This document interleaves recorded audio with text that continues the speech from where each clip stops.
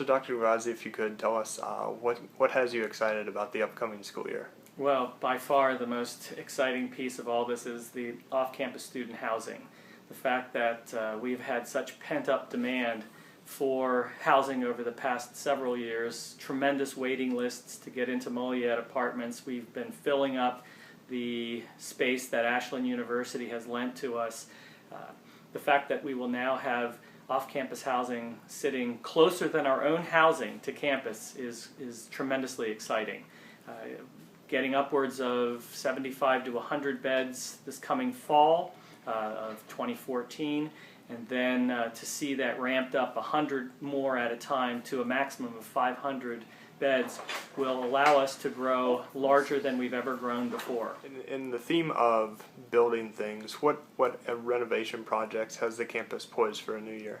So we're already underway with construction on the Bromfield Information Commons, which is the extension of our library, so that it will actually become a 21st century instructional technology center.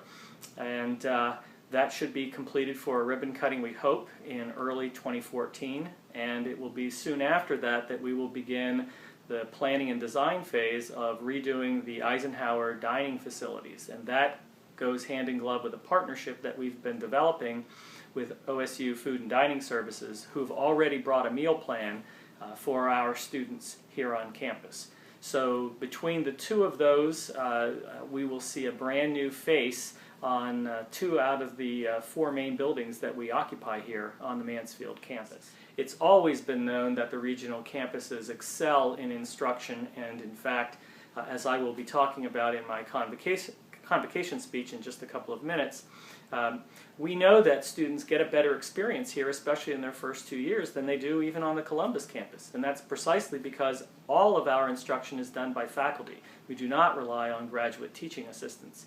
So the fact that we do such excellent teaching, I think, oftentimes gets discussed, but in a rather undocumented way. We would like to really begin to document that much more thoroughly this year. And as a result, we are going to be taking questions about excellence in teaching to the Mansfield faculty and asking them, how do we best document that?